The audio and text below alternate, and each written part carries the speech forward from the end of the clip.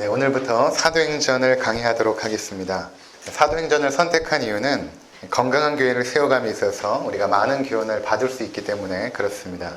우리가 잘 아는 것처럼 사도행전은 초대교회가 어떻게 설립되었는가에 대한 부분들을 보여주고, 그 당시에 초대교회 성도들이 어떠한 삶을 살았는가, 그들이 복음 전파에 있어서 어떻게 힘썼는가에 대한 부분들을 우리 가운데 교훈하고 있습니다. 그래서 제가 목표하는 바는 이것입니다. 우리가 사도행전을 살펴보면서 교회의 본질, 초대교회가 이루었던 그 교회의 아름다운 모습들, 하나님께서 처음에 디자인하셨던 교회의 본질적인 모습들을 우리가 발견하기를 원하는 것이고, 그러한 교회의 모습에 우리가 이르도록 힘써 행하기를 원하는 그런 마음이 있습니다. 또 하나는 무엇인가 하면 그들이 복음 전파에 굉장히 힘썼거든요. 그래서 오늘날 사실 한국 사회 가운데 이 복음 전파의 문이 상당히 많이 닫혔습니다.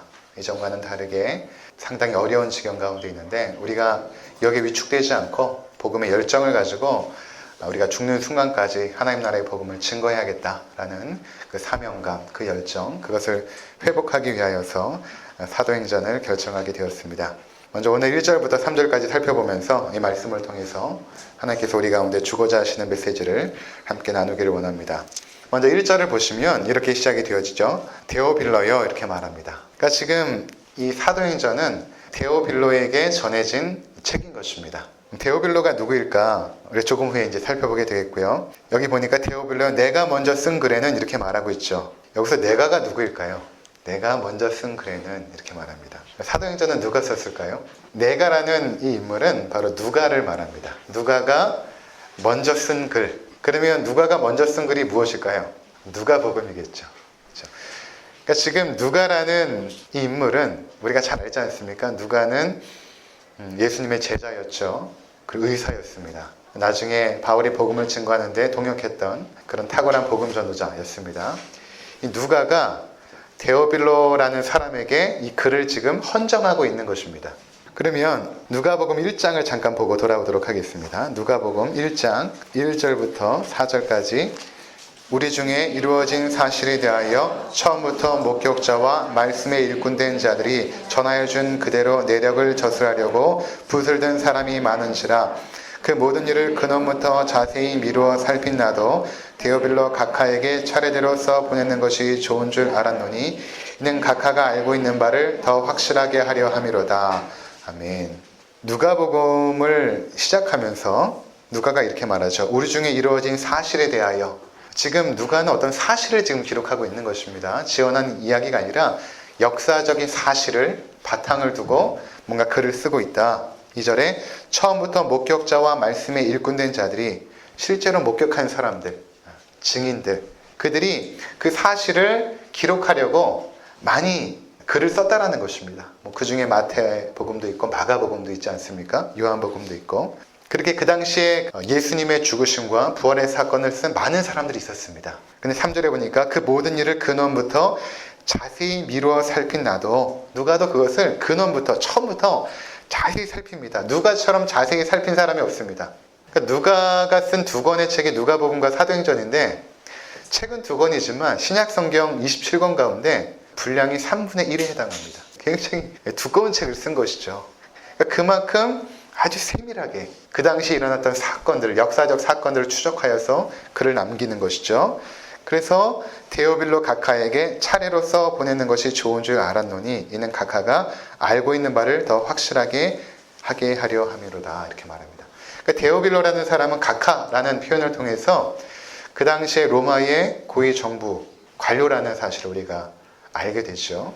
이 데오빌로라는 이름 자체가, 이 데오, 여러분 떼오라는 말 혹시 들어보셨습니까? 판테온, 아파트 있지 않습니까? 판테온. 테온이라는 단어가 신 또는 하나님이라는 뜻입니다. 판테온이라는 단어는 신의 집, 이런 의미거든요. 떼오라는 단어는 하나님이라는 단어이고, 빌로라는 단어는 필로라는 것인데, 이 필로는 이 사랑이 세 가지 있지 않습니까? 아가페, 그 다음에 필레아, 그 다음에 또 뭐죠? 에로스, 이렇게 있지 않습니까? 그 필레아 할 때 그 필로입니다. 그러니까 사랑이라는 뜻입니다. 사랑, 형제, 이런 뜻이 있거든요. 풀어보면 하나님의 사랑받는 자, 또는 하나님을 사랑하는 자라는 의미가 있는 것입니다. 그래서 학자들 가운데서는 이 데오빌로라는 사람이 어떠한 특정한 인물이 아니라 하나님을 사랑하는 사람들을 언급하는 하나의 이름, 상징적인 이름일 것이다. 이렇게 추측하고도 있습니다. 그러나 여기서 보면 각하라고 표현한 것을 통해서 이 데오빌로는 실제적인 특정한 인물이었고, 이 데오빌로가 누가에게 재정적인 후원을 한 것이죠. 그래서 부탁을 한 것입니다. 지금 이루어진 이 사실에 대해서 뭔가 지금 교회가 태동되어지고 있고 기독교회가 지금 이렇게 흥황하고 있는데 과연 어떠한 일이 있었는가에 대해서 한번 저술을 해보십시오 라고 재정적인 모든 지원을 데오빌로가 하게 되었고, 누가는 이에 마치 역사적인 학자처럼 추적하여서 한 가지 사실들을 누가복음을 통하여 기록하고 또 사도행전을 통하여 기록했던 것입니다. 그 시기가 학자들은 주후 한 70년에서 한 90년 사이에 이 책이 기록되었다 이렇게 말하고 있고요. 누가복음과 이제 사도행전을 보시면 역사적인 지명이나 또한 사건 하나하나가 굉장히 세밀하게 기록이 되어 있거든요. 이 예수님의 그 탄생에 대한 이야기, 그것을 누가가 어떻게 알았겠습니까? 누가는 예수님의 제자로서 예수님의 공생의 시작부터만 알고 있지 그 전까지는 몰랐거든요. 예수님이 어떻게 사셨고 또 예수님이 어떻게 잉태되었는지. 그러니까 누가는 예수님의 어머니 마리아도 만난 것입니다. 마리아를 만나서 그때 어떠한 일이 있었는지를 듣게 되었고 인터뷰하여서 이 세밀한 사실들을 기록한 것이죠. 그리고 예수님과 함께 지내면서 자신이 목격하고 체험한 것들을 누가복음에 기록하였고, 예수님이 죽으시고 부활하신 사건까지를 누가복음에 담은 것입니다. 그리고 나서 사도행전에는 예수님께서 부활하시고 나서 40일 동안 제자들과 함께 있었거든요. 그리고 나서 승천하십니다. 승천하시고 남겨진 그 제자들, 그들이 결국에는 사도로 부름을 받게 되는데, 그 사도들이 주의 복음을 전하면서 일어났던 그러한 놀라운 복음의 역사들, 그것을 누가가 체험하여 기록하게 된 것입니다. 그리고 누가가 체험하지 않은 것들은 주로 베드로나 바울이나 또는 그 당시에 사도들을 한 사람 한 사람 만나서 인터뷰하면서 그 기록들을 이 사도행전에다가 아주 세밀하게 기록을 하게 되거든요. 작년에 우리 정규인 수련회를 하지 않았습니까? 그때 우리 밤에 봤던 영화가 김상모 집사님께서 준비해 주신 영화가 있었죠. 바울이라는 영화였습니다. 제가 그때 졸려가지고 잘 못 보고 나중에 다시금 보게 되었거든요. 그 바울이라는 영화를 보면 바울이 이제 옥중에 있습니다. 근데 계속해서 누가 찾아오죠. 누가 찾아와서 같이 교제하고 또 바울로부터 복음을 듣게 되고 또 바울을 인터뷰하기도 하고 자신이 써야 될 글에 대한 내용들을 바울로부터 계속 듣지 않습니까? 그가 바로 누가입니다. 바울이라는 영화를 보시면 좀 배경을 좀 알 수 있을 것입니다. 그러니까 누가가 의사이기 때문에 의사들이 아주 세밀하지 않습니까? 그리고 집요합니다. 그래서 이 사건들을 아주 집요하게 아주 낱낱이 세밀하게 파헤쳐서 사도행전에 기록하게 된 것입니다. 자, 누가가 이제 글을 쓰는데 그가 주목한 것이 있습니다. 그것이 무엇인가? 사도행전 1장 1절 우리 다시 한번 읽도록 하겠습니다. 데오빌로여, 내가 먼저 쓴 글에는 물은 예수께서 행하시며 가르치시기를 시작하신부터 이렇게 말합니다. 누가가 누가복음을 쓰면서 뿐만 아니라 이제 사도행전을 쓰면서 그가 주목한 것은 무엇인가 하면 예수님께서 행하시고 가르치신 것입니다. 예수님께서 행하시고 가르치신 것. 이 행하시다라는 단어가 먼저 나왔다라는 것이 우리 가운데 의미가 있습니다. 행하시고 가르치신 것. 기독교는 예수님의 행하심과 가르치심 위에 세워져 있습니다. 가르치심이 먼저가 아니라 행하심이 먼저입니다. 기독교는 행함을 통하여서 가르침을 증명하는 종교입니다. 이것이 굉장히 중요합니다. 우리의 행함을 통하여 우리가 믿고 있는 바를 증거하는 종교가 기독교입니다. 행함이 가르침을 결정하는 것입니다. 예수님의 모든 가르침은 행함을 기반으로 하고 있습니다. 만약에 예수님께서 많은 것을 가르치셨는데 예수님의 행함이 가르침과 분리가 되었다면 기독교는 존재할 수 없었을 것입니다. 그분의 모든 가르침은 공허한 울림으로 끝나버릴 것입니다. 예수님은 가르치시기 전에 먼저 행하셨습니다. 그리고 행하신 것들을 가르치셨습니다. 하나님을 사랑하고 내 이웃을 내 몸같이 사랑하라 하신 예수님은 실제로 그렇게 사셨습니다. 내 원수를 사랑하고 너희를 핍박하는 자를 위하여 기도하라 라고 말씀하신 예수님은 자신을 향하여 침뱉고 조롱하는 자들을 위하여 기도하시고 그들을 위하여 십자가를 지십니다. 그러니까 예수님은 가르침과 행함이 분리되지 않았습니다. 세상에는 많은 가르침들이 있죠. 저도 간혹 영상을 통하여서 탁월한 강사들의 강의하는 것들을 이렇게 듣게 되면 때로는 큰 감동도 받고 또 많은 깨달음도 얻고 교훈도 받습니다. 탁월한 강사들 있지 않습니까? 그들의 강의를 들으면 많은 것들을 느끼게 돼요. 근데 그 강의가 끝났을 때 그들에게 한번 이렇게 묻고 싶습니다. 무엇인가 하면, 그러면 당신은 당신이 강의한 것처럼 그렇게 살아가고 있습니까? 그렇게 한번 묻고 싶습니다. 제가 고1 때 만난 국어 선생님이 계십니다. 이분이 시인이셨는데 이제 시집을 여러 번 내셨거든요. 근데 그 전까지는 제가 시인에 대한 환상이 있었습니다. 시인들은 굉장히 고상한 인품을 가지고 굉장히 낭만적이고 그런 분으로 저는 알고 있었어요, 시인을. 근데 1년 동안 이분한테 배웠는데 이분의 인격이 그렇지가 않더라고요. 분노가 많으시고 화가 나면 아이들을 불러가지고 구타를 하기도 하시고, 그분의 시를 보면 그렇지 않거든요. 굉장히 아름다운 시를 쓰는데 실제로 그분의 삶의 모습을 보면 전혀 시답지 않았던 것입니다. 제가 그때 알았습니다. 시인과 시가 다르구나. 저는 신앙생활을 뉴질랜드에서 배웠습니다. 어떻게 배웠냐면, 제가 만났던 선교사님들, 목사님들, 그분과 같이 공동체 생활을 하고 또 같이 가깝게 지내면서 신앙인들이 어떻게 생활하는지를 실제적으로 배운 것입니다. 그들이 가르침과 그들의 삶이 전혀 부조화되지 않고 일치하는 그런 모습이 저에게는 신선한 충격이었습니다. 왜냐하면 그곳에서 어떤 특별한 제자훈련 프로그램이나 성경 공부 프로그램이나 이런 것들이 없었습니다. 그냥 주일날 한번 예배드리고 돌아가는데, 그들의 일상적인 삶의 모습을 보면 신실하게, 검소하게 하나님 백성처럼 이 땅에 살아가지만 영원한 천국을 소망하면서 살아가는 그들의 삶의 모습을 제가 배운 것이죠. 신앙생활은 이렇게 하는 것이구나 라는 것을 그때서야 배운 것입니다. 제가 그동안 한국에서 경험했던 교회들, 많은 가르침들이 있었겠죠. 제자훈련 1, 2, 3, 4단계, 기도훈련 또는 묵상훈련, 이런 훈련들을 저도 많이 받기도 하고 많이 가르치기도 했습니다. 그런데 정작 성도들의 모습은 세상 사람들과 별반 다르지 않았던 것입니다. 그때 제가 깨달은 것이 있습니다. 신앙이라는 것은 가르침으로 배우는 것이 아닙니다. 신앙은 신실한 사람들과 인격적인 만남 속에서 신앙을 배워갑니다. 굉장히 중요하거든요. 여러분, 많은 가르침을 받는다고 우리가 신앙인으로서 삶을 살지 않습니다. 우리 주변에 신실한 믿음의 사람들이 있을 때 그들과 교제하면서 우리 신앙이 형성이 되어줍니다. 예수님께서 12제자를 부르실 때에 그들을 가르치기 위해서 부른 것이 아닙니다. 그냥 나를 따르라. 나의 삶을 배우고 그리고 나의 행함을 배우고 그 행함 속에서 가르쳐진 그 진리를 배우라 라는 것입니다. 만약 예수님의 삶이 자신의 가르침과 조화되지 못했다면 제자들은 벌써 떠났을 것입니다. 전에 저희 아내랑 결혼하고 나서 처음으로 아마 그렇게 싸운 적이 없었던 것 같아요. 정말 대판 싸웠습니다. 한번 크게 싸우고 나서 우리 아내가 저한테 마지막으로 이 말을 남기고 차문을 탁 닫고 나갔습니다. 차에서 싸웠거든요. 뭐라고 말했냐면, 나 이제 당신 설교 안 들어! 그러고 나가더라고요. 그렇죠. 저의 삶이 말씀을 증거하는 것에 맞추어서 진실하지 않으면 제 이야기를 듣지 않는 것입니다. 우리의 행함이 신실하지 못하면 아무리 많은 가르침을 하여도 소용이 없습니다. 우리 자녀들도 그렇지 않습니까? 부모가 삶을 통하여 가르친 것만 남습니다. 부모님이 많은 말을 자녀들에게 해주는데 그것이 다 남는 것이 아니라 삶을 통하여 보여준 모습만 남습니다. 저도 그래요.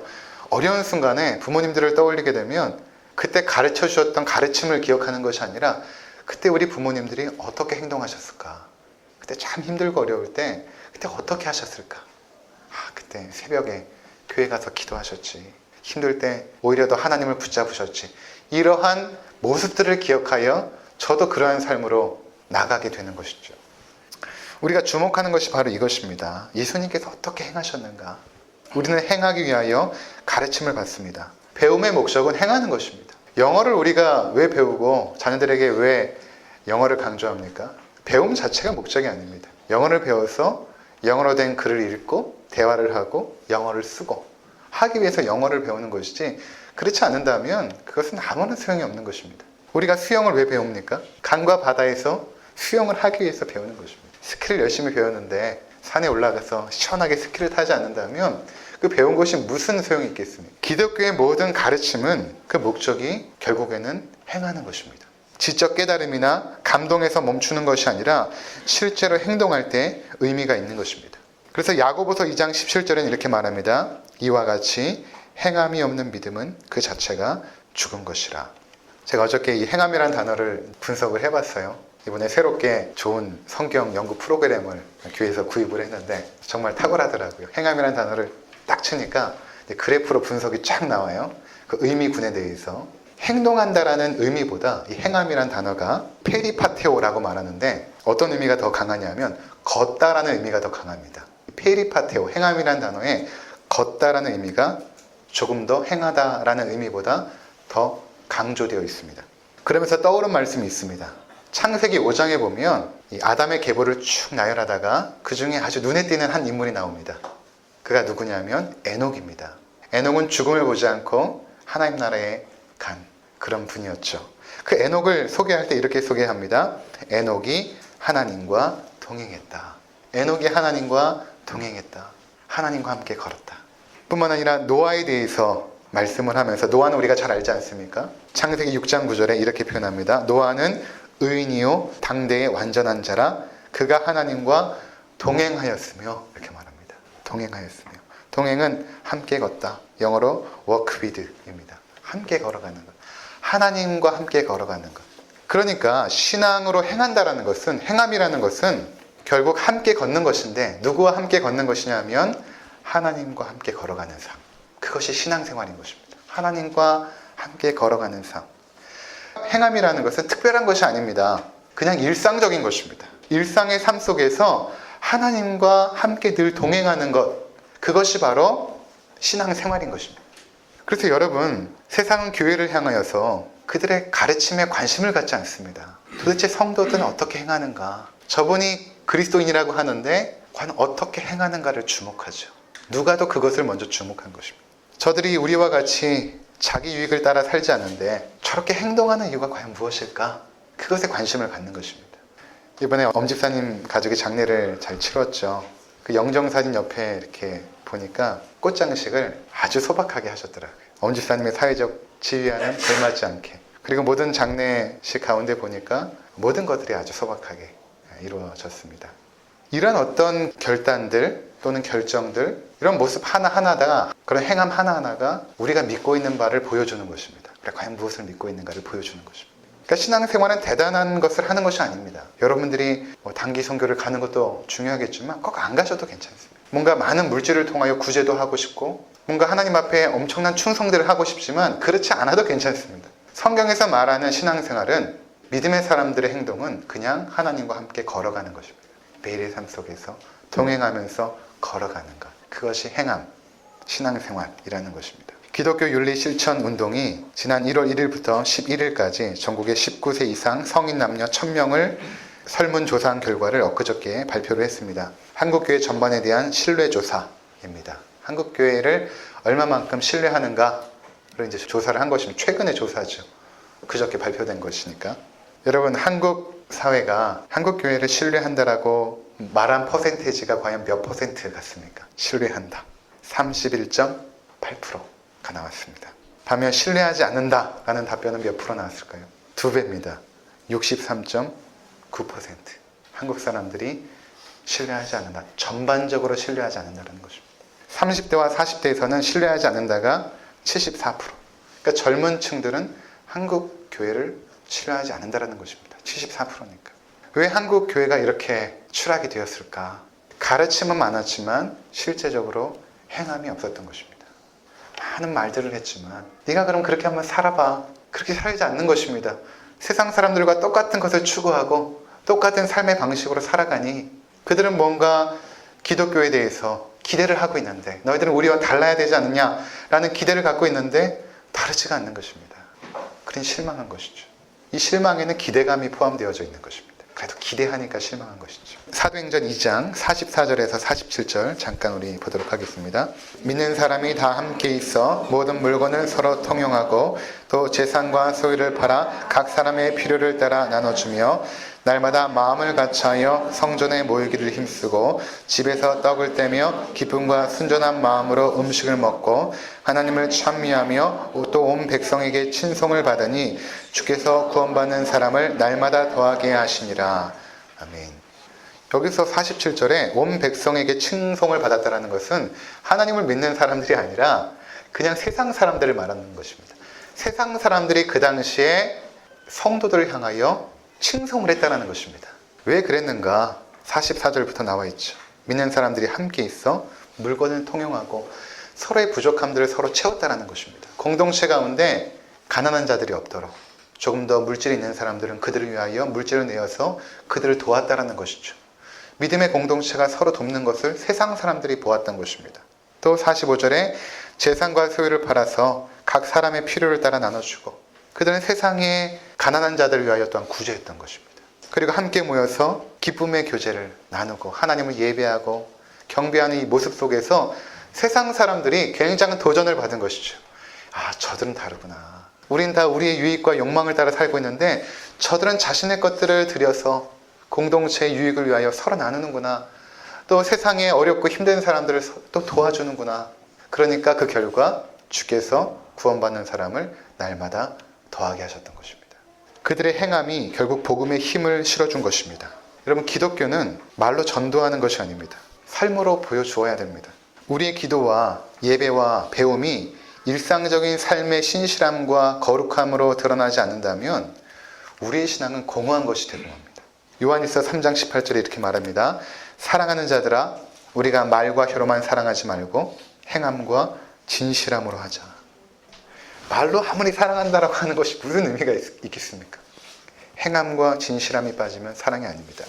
고린도전서 13장 1절, 내가 사람의 방언과 천사의 말을 할지라도 사람의 방언과 천사의 말 할지라도 사랑이 없으면 소리나는 구리와 울리는 꽹과리가 되고, 천사처럼 말을 해도 행함이 없다면 울리는 꽹과리가 된다는 것입니다. 누가가 예수님의 행함을 보니까 굉장한 충격이었던 것입니다. 어떻게 저렇게 행동하실까? 그러면서 그분의 가르침을 주목하게 된 것이죠.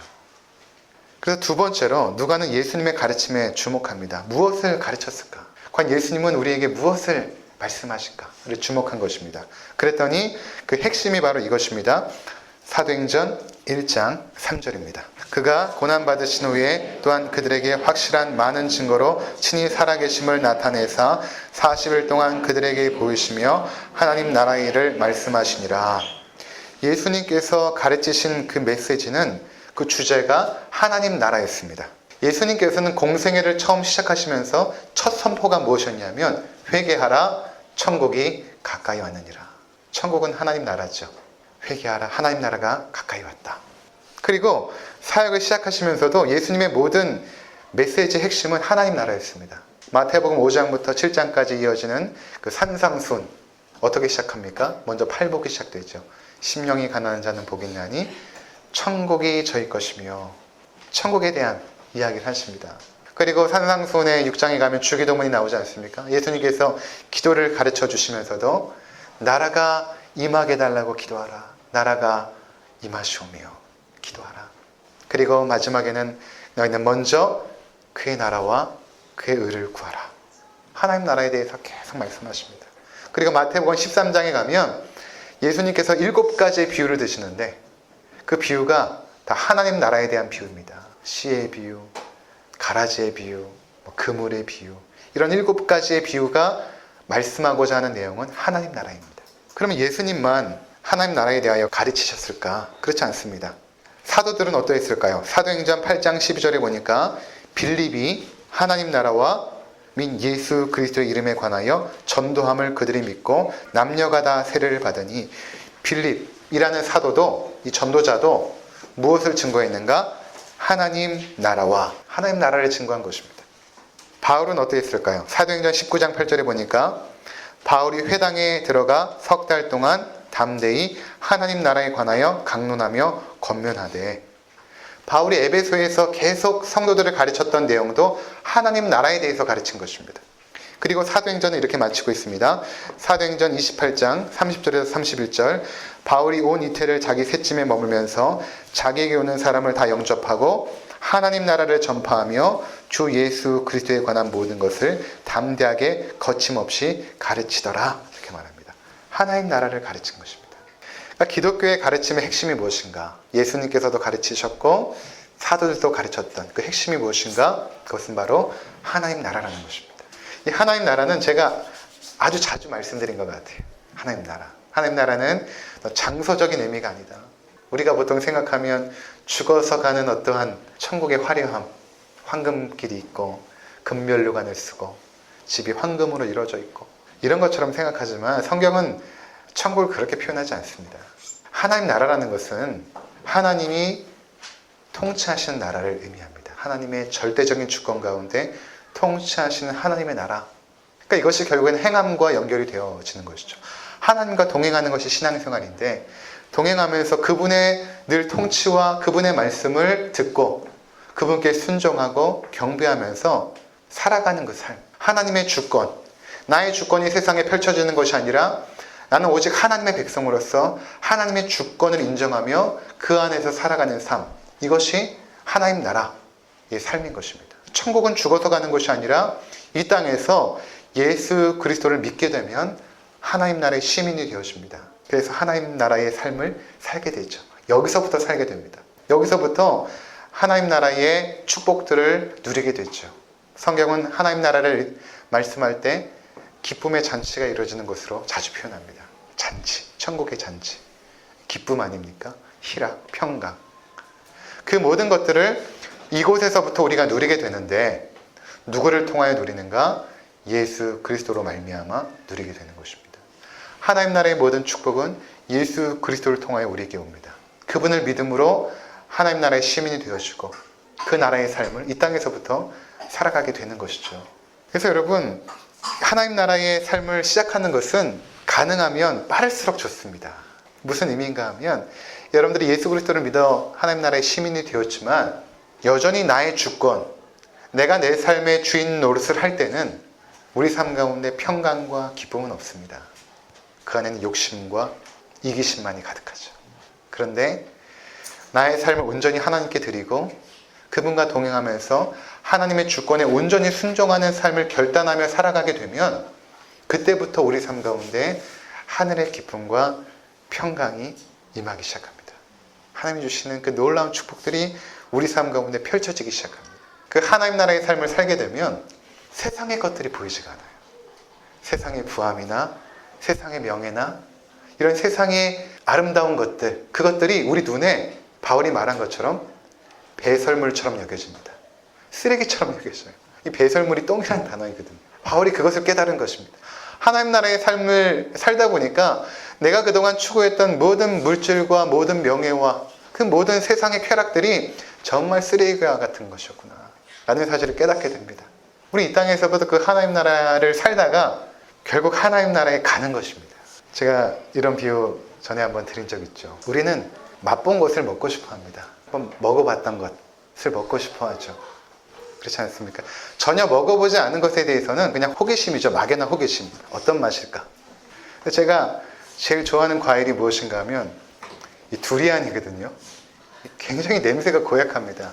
처음에 먹었는데 이 두리안을 쓰레기 썩은 냄새가 나는 거예요. 무슨 이런 과일이 다 있나. 2번 먹을 때도 좀 몰랐어요. 3번째부터는 야, 이렇게 맛있는 과일이 다 있나 세상에.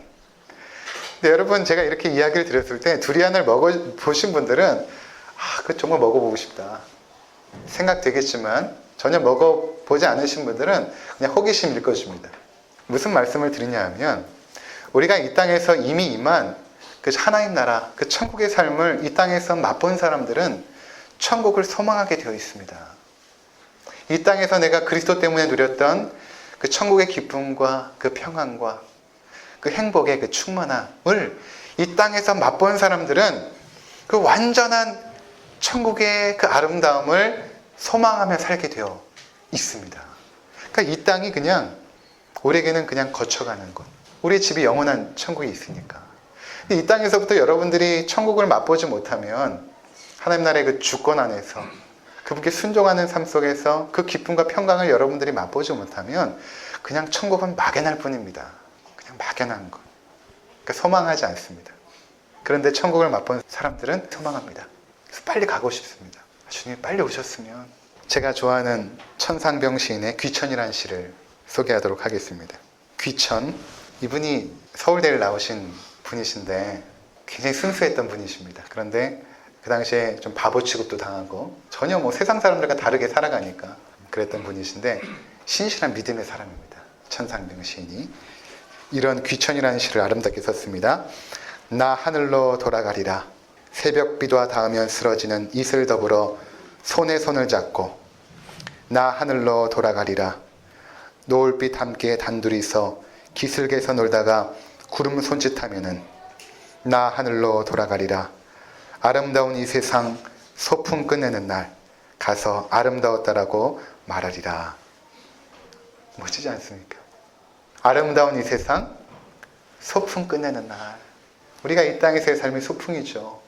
그것을 소망하며 살아가는 것입니다. 이 땅에서부터 맛보고. 이것을 예수님께서 정말 가르치고 싶었던 것입니다. 사도들도 마찬가지로. 정말 이 땅의 성도들에게 하나님 나라를 가르치고 싶었던 것입니다. 우리가 정말로 행복하고 기쁘게 살 수 있는 그 비결은 하나님 나라에 있기 때문에. 우리가 마지막으로 부르게 될 찬송가는 이런 내용이 있습니다. 우리를 위하여 예비해 두신 영원한 집이 있어 죄 많은 세상을 떠나게 될 때 영접해 주시겠네. 영어 가사를 보니까 이렇게 되어 있더라고요. Come home, come home. Come home, come home. 오라 오라. 영어 성경에는 come home, 집으로 와라. 집으로 와라. 사랑하는 성도 여러분, 우리가 기대하는 고향, 가야 될 고향은 이곳이 아닙니다. 우리 하나님 나라의 사람이고 결국 하나님 나라로 가게 될 것입니다. 거기에 우리의 집이 있고 우리의 아버지도 거기 계시고 우리의 사랑하는 형제들도 다 거기 있죠. 이 소풍과 같은 삶을 살아가시면서 하나님과 동행하시고 그리고 저 영원한 하나님 나라를 맛보시며 그 나라를 소망하며 살아가는 우리 모든 성도님들 되시기를 주의 이름으로 축원을 드립니다. 기도하겠습니다.